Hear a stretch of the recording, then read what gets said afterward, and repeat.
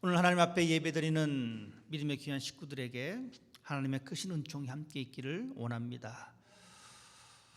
살면서 여러 가지 많은 관심거리가 있지만 대다수의 사람이 공통적으로 갖는 관심거리가 있습니다. 그것은 바로 부자가 되는 것입니다. 부자 되는 방법을 알려준다라고 하면 우리는 가다가도 길을 멈추고 길을 쫑긋거립니다. 혹시 나도 부자가 될 수 있지 않을까? 어떤 누구도 부자가 되는 것을 싫어하는 사람을 저는 못 봤습니다. 어느 위치에 있든지 간에 이 부자 되는 것에 대한 관심이 참 많습니다. 그래서 저는 오늘 부자 되는 방법을 한 가지 말씀드리도록 하겠습니다. 물론 부자가 되는 방법은 여러 가지가 있지만 가장 기초적인 것은 이것입니다. 경제의 흐름을 읽을 줄 알아야 합니다. 경제의 흐름을 읽어야지만이 어떻게 내가 이 경제로 접근할 것인가, 그래서 선점할 수 있다는 겁니다. 이 산업의 흐름을 인식하는 사람은 선구자가 되어서 그 분야에 많은 돈을 벌 수가 있습니다. 여러분, 우리가 가지고 있는 이 핸드폰, 미국 사람의 95%가 핸드폰을 가지고 있다고 합니다. 물론 이 나머지 5%에 속한 사람도 있긴 합니다. 자, 핸드폰 100명 중에 95명이 핸드폰을 가지고 있는데 그 핸드폰을 가지고 있는 사람들 중에 80%가 스마트폰입니다. 여러분 어떻습니까? 물론 20%의 사람으로서 스마트폰이 없을 수도 있습니다. 연세 드신 분들은 이 스마트폰을 작동하는 법을 잘 몰라서 스마트폰을 안 가지고 있는 분들도 계십니다. 하지만 대다수의 사람들은, 즉 핸드폰을 가지고 있는 사람들의 80%는 이 스마트폰을 가지고 있습니다. 자, 그런데 또 놀라운 것은 이 스마트폰을 구입해서 가졌을 때에 이 스마트폰을 보호하려고 액정 필름이라든지 이 케이스를 가지고 있습니다. 그런데 참 놀라운 것은 이 스마트폰을 가지고 있는 사람의 80%가 이 핸드폰을 보호하는 이 액정 프로텍터와 이 필름을 가지고 있다는 겁니다. 그렇지 않은 사람은 또 20%입니다. 저는 20%에 속한 사람입니다. 저는 케이스도 없고 필름도 없습니다. 하지만 대다수의 사람들은 이 필름을 가지고 있고 이 케이스를 가지고 있습니다. 왜냐하면 이 핸드폰이 비쌉니다. 고가입니다. 그러다 보니까 이 핸드폰을 보호하기 위해서 이 핸드폰을 보호할 수 있는 그러한 장치들을 마련한다는 겁니다. 그런데 스마트폰이 처음 나왔을 때에, 스마트폰이 상용화되기 이전에 어떤 사람은 이 스마트폰을 보호할 수 있는 어떤 장치가 필요하겠구나라는 것을 캐치해냅니다. 그리고 나서 그 사업에 뛰어들게 되었습니다. 한 기업의 보고서에 따르면 2017년도에 270억 달러 하는 이 스마트폰 이 케이스 시장이 이제 2025년에는 664억 달러로 늘어날 것이다 라고 전망하고 있습니다. 여러분, 이 흐름을 아는 사람은 이 스마트폰 이 케이스 사업에 뛰어들게 됩니다. 그리고 돈을 벌 수가 있습니다. 부자가 되는 방법은 이렇게 경제의 흐름을 먼저 인식하느냐, 그리고 그것을 내가 얼마큼 잘 따라가느냐에 따라서 부자가 될 수 있는 방법이 빨라진다는 사실입니다. 마찬가지로 우리의 직업도 변천사가 있습니다. 경제 흐름을 알고 거기에 합당한 직업을 선택한 사람들은 거기에 따라서 합당한 대우를 받게 되는 것을 볼 수가 있습니다. 이것은 비단 경제뿐만이 아닙니다. 여러 가지 우리의 사회 전반에 나타난 시대의 흐름을 우리가 인식할 때에 도태되지 아니하고 생존할 수 있다는 것, 뒤에서 따라가는 것이 아니라 앞에서 선두주자가 되어서 그것을 선도할 수 있는 사람이 된다는 것, 그런 의미에서 우리는 오늘의 본문 말씀을 다시 한번 접근해 봤으면 좋겠습니다. 지금 우리가 살아가는 이 시대는 들려오는 소식들이 희망의 소식보다는 절망의 소식이 참 많은 시대에 살고 있습니다. 지금 우리가 살아가고 있는 이 시대는 창조의 질서가 무너져가고 있는 이 시대를 우리가 지금 살아가고 있습니다. 하나님의 창조의 질서를 우리가 어겼기 때문에 이 생태계는 하나님 앞에서 탄식하고 있습니다. 오존 중에 파괴로 말미암아 지구의 온도가 올라가게 되었고, 그 현상으로 인해서 지구 곳곳이 신음하고 있는 것을 우리는 듣고 있습니다.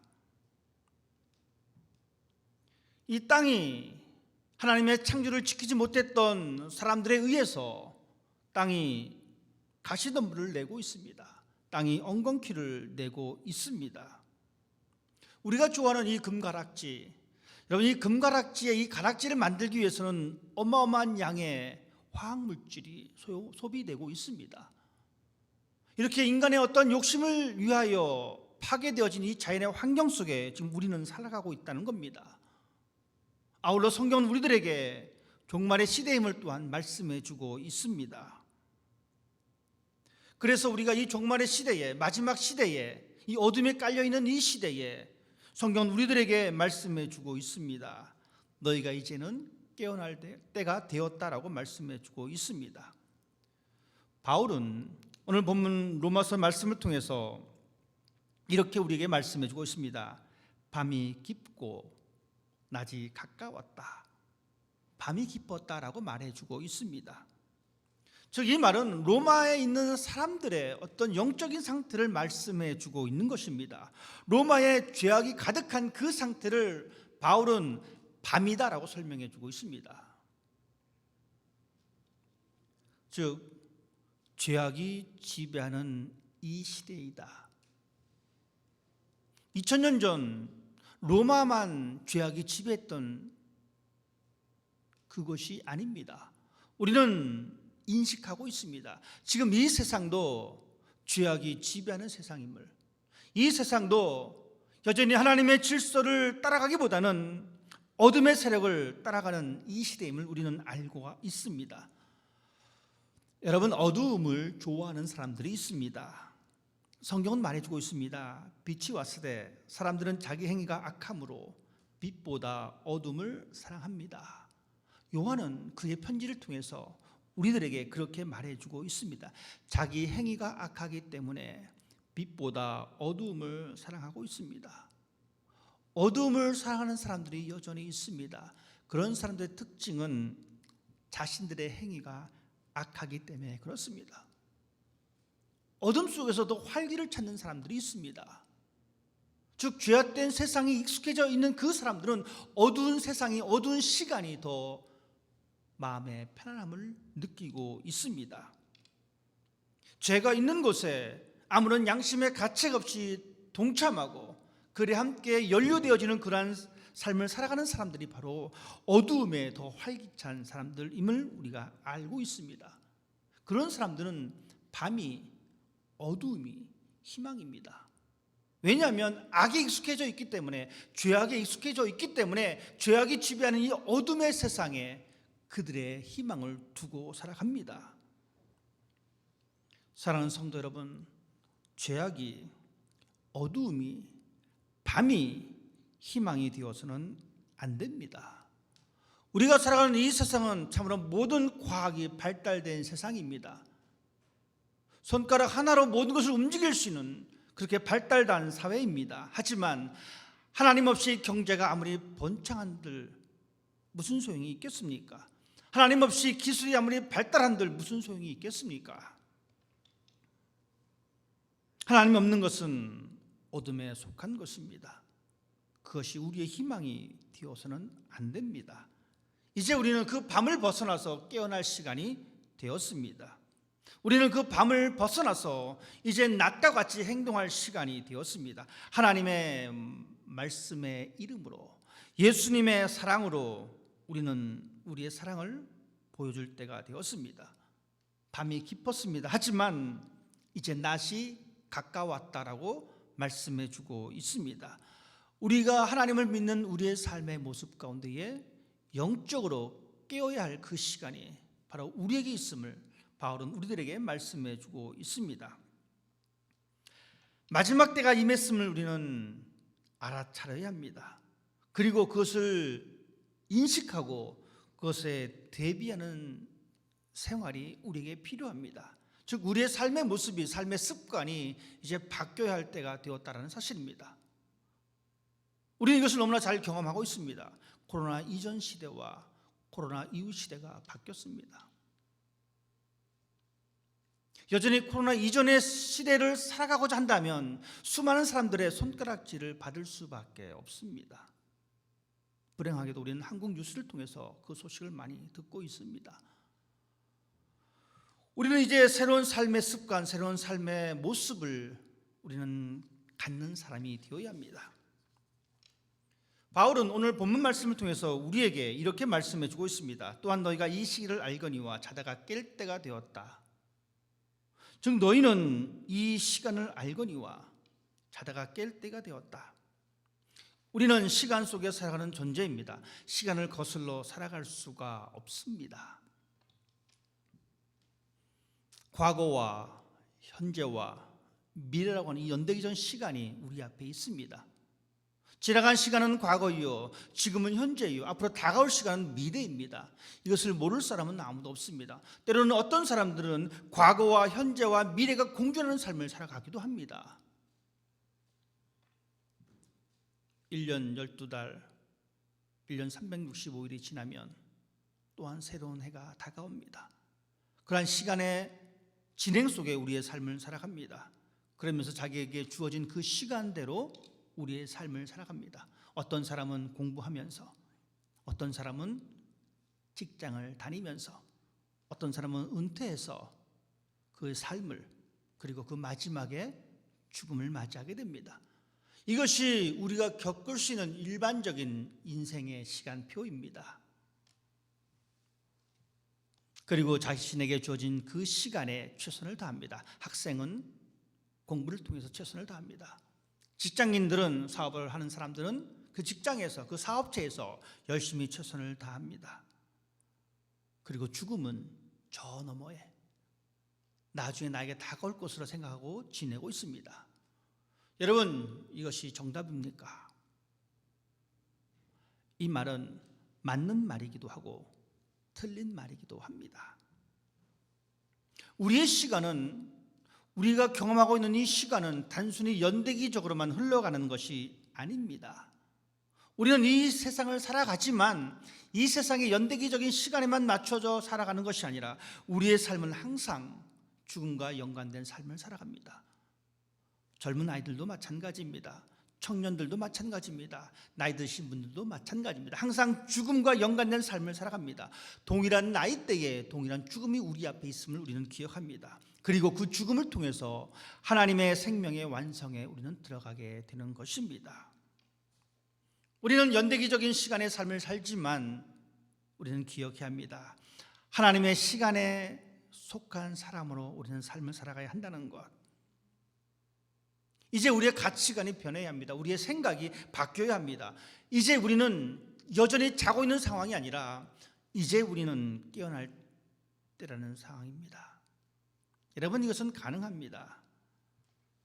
잠잤던 것이 가능했다면 깨어나는 것도 가능합니다.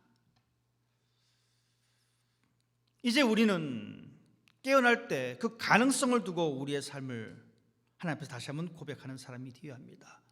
세상의 가치관이 아니라 하나님의 가치관으로 세상을 보는 그 시각이 우리에게 필요합니다.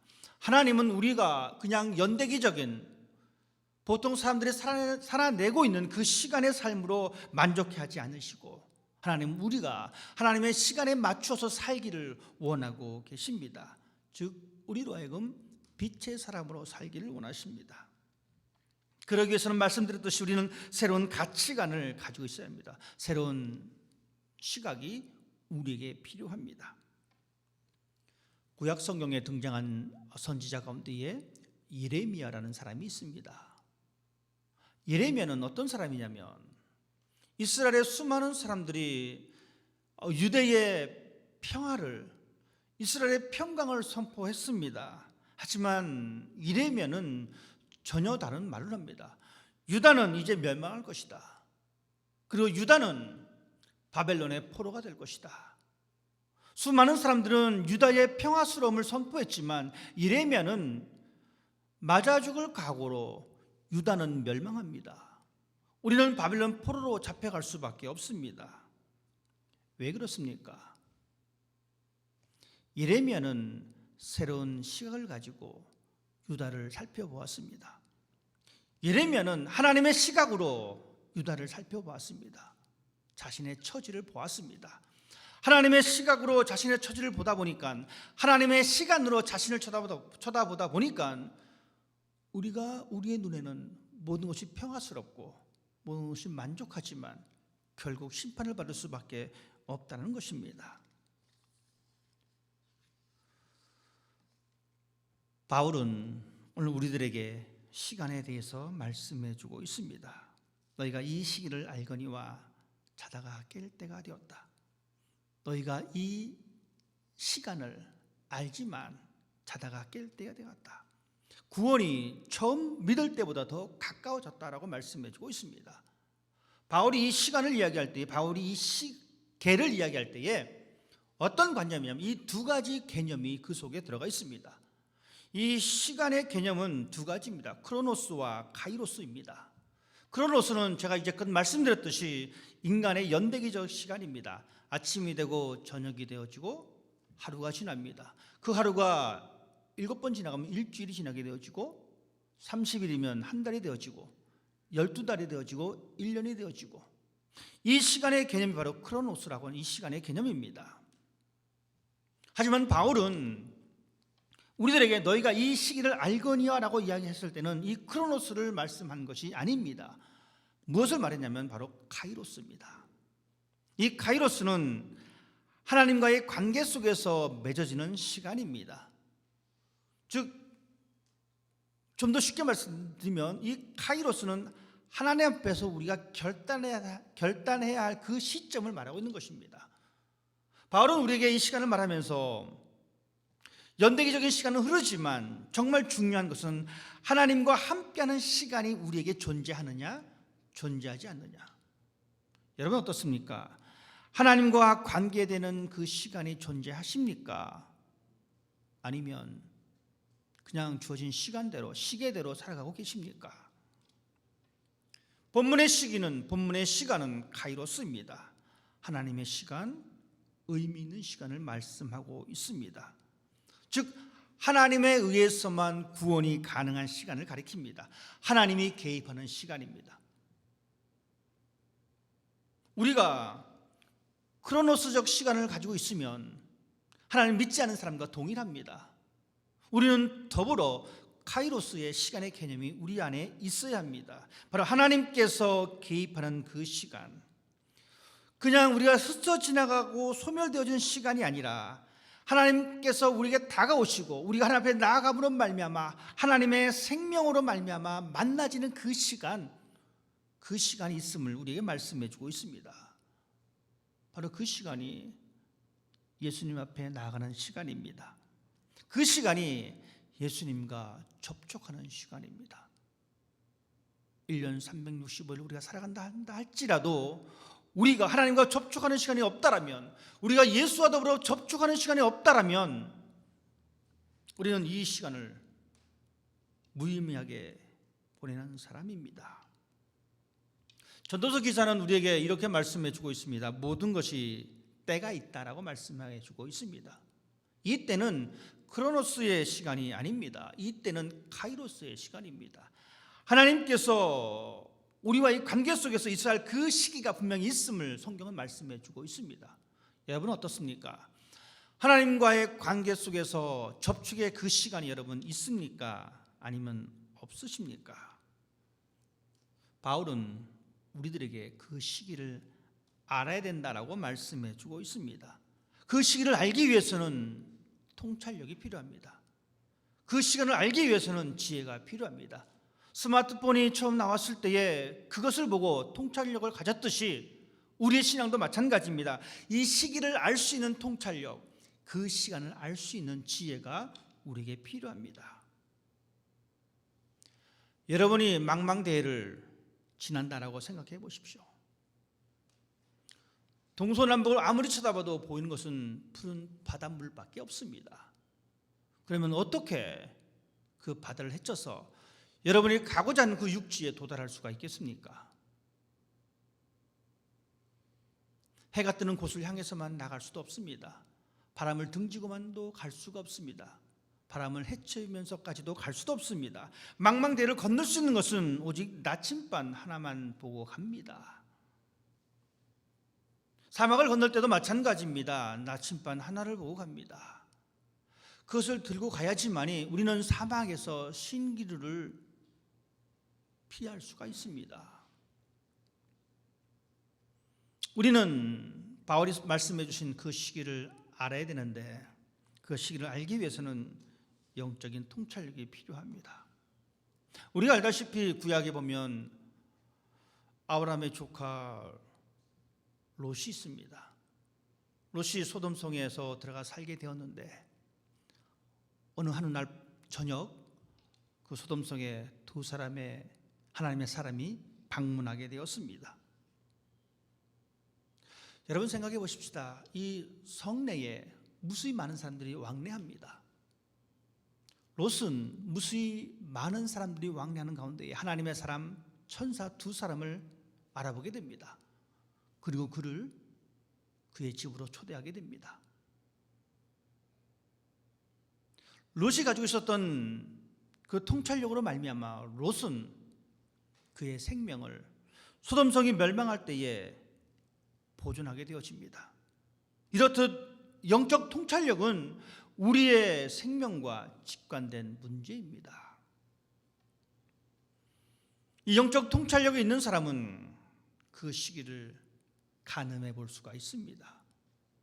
바울은 우리들에게 분명히 말씀해 주고 있습니다. 너희가 이 시기를 알아야 합니다. 여러분, 이 시기를 알아야 합니다. 지금은 자다가 깰 때입니다. 지금은 우리의 구원이 처음보다 더 풍성해졌습니다. 여러분, 이 시기를 알아야 됩니다. 이 시기를 아는 사람은 한 가지입니다. 옷을 준비합니다. 이 사람들은 어둠의 일을 벗습니다. 그 대신 빛의 옷을 입습니다. 빛의 옷을 입고 있음으로 말미암아 이 시기를 가늠할 수 있는 지혜와 통찰력이 있습니다. 그리고 그 사람은 그 옷에 익숙해져야만 합니다. 즉 우리들은 빛의 옷을 입어야 되고 우리는 그 빛의 옷에 익숙한 사람이 되어야 합니다. 골리앗 앞에 섰던 다윗을 우리는 기억합니다. 이스라엘 백성들이 이 블레셋 군대, 특히 이 골리앗 앞에서 무서워서 벌벌 떨고 있었을 그때에 다윗은 사울왕 앞에 서게 되어집니다. 그리고 말합니다. 내가 저 하나님의 이름을 모욕하는 저 골리앗을 내가 처리하겠습니다. 사울왕은 이 다윗이 정말 신기해합니다. 그리고 그가 입었던 그 갑옷을 이 다윗에게 입힙니다. 물론 전장에 나가니까 갑옷이 필요합니다. 화살도 막아야 되고 칼도 막아야 됩니다. 그런데 여러분, 다윗이 입은 갑옷은 자신의 옷이 아니라 사울 왕의 옷이었습니다. 다윗은 이 사울이 준 이 갑옷을 입고 이렇게 좀 움직였어요. 움직이다 보니까 이 옷이 자기 옷이 아니니까 맞지 않습니다. 어쩌면 다윗은 이 갑옷을 입고 나갔으면 골리앗한테 쫓겼을지도 모릅니다. 보십시다. 다윗은 이 갑옷을 던져버립니다. 그리고 자기 자신에게 맞는 자기가 익숙한 것 가지고 골리앗을 싸우러 나갑니다. 그가 손에 들고 있었던 것은 그가 항상 양떼들을 키울 때 들고 있었던 나무 막대기입니다. 그리고 물매입니다. 즉 멀리 있는 것들을 돌을 던져서 무너뜨릴 수 있는 그 물매와 돌, 그가 항상 익숙해져 있던 그것 가지고 골리앗 앞에 서게 되어집니다. 우리가 빛의 옷을 입을 때에 그 빛의 옷이 우리의 삶에 익숙해야 합니다. 익숙하기 위해서는 우리가 그것을 매일 사용해야 합니다. 매일 사용하지 않으면 우리는 익숙하지가 않습니다. 제가 지금 안경을 쓰고 있습니다. 이 안경은 가까운 데 글씨를 좀 크게 보고 멀리 있는 것들을 좀 선명하게 볼 수가 있습니다. 이중 구조로 되어져 있습니다. 맨 처음에 제가 이 안경을 구입했을 때 잘 적응을 하지 못했습니다. 가까이 있는 것과 멀리 있는 것이 따로 볼 수밖에 없기 때문에. 그래서 처음에는 이 안경을 쓰지 않았습니다. 그런데 필요해서 자꾸 쓰다 보니까 그것이 익숙해졌습니다. 제가 이런 말씀 드리냐면 우리가 하나님의 사람으로서 빛의 옷을 입어야 되는데 그것이 우리의 삶의 습관화되어져야 된다는 것입니다. 그것이 익숙해져야만 합니다. 그리고 그래야지만이 우리는 그 시간을 알고 그 시간 속에 맞추어서 삶을 살아낼 수가 있습니다. 옷이 사람을 만든다. 패션계에서 많이 쓰는 말들입니다. 자신의 옷을 잘 팔기 위해서 또 사용하기도 합니다. 여러분, 옷이 사람을 만듭니다. 여러분, 그렇지 않습니까? 고급스러운 정장을 입으면 행동이 좀 제한이 있습니다. 반대로 허스름한 옷을 입게 되어지면 우리 행동은 참 편안해집니다. 제사장이 입는 옷이 있습니다. 요셉이 아버지의 사랑을 독차지할 때 입었던 옷이 있고, 요셉이 감옥에서 생활할 때 입었던 옷이 있고, 요셉이 총리로 있었을 때 입었던 옷이 분명히 존재합니다. 옷이 사람을 만드는 것은 맞는 말인 것 같습니다. 조선시대에는 이 양인과 천인으로 이렇게 나눠지는데, 즉 양반과 일반 상민으로 나눠지게 되어지는데 어떻게 구분을 하냐면 옷으로 구분을 짓습니다. 도포를 입고 넓은 갓을 쓰면 양반입니다. 머리에, 여인들은 머리에 가짜 머리를 올리고 치마도 이 땅에 쓸릴 정도의 긴 치마를 입으면 양반입니다. 그러면 일반 평민은 어떤 옷을 입느냐? 치마가 좀 더 짧습니다. 발목이 보이는 그런 치마를 입는다라고 합니다. 그래서 그것을 보면서 아, 저 사람은 양반이구나. 아, 저 사람은 그냥 일반 사람 평민이구나. 갓도 양반은 쓰지만 일반 상민들은 작은 갓을 쓰고 다른 두건을 씁니다. 심지어 노비나 백정 같은 사람들은 아예 갓도 쓰지 못합니다. 상투도 들지 못합니다. 그래서 그 모습을 보면서 아, 저 사람은 양반이구나. 저 사람은 상인이구나. 저 사람은 노비구나 라는 것을 알 수 있었다라고 합니다. 여러분, 옷이 사람을 만들 때가 참 많이 있습니다. 목사라고 하는 이 옷이 목사를 만듭니다.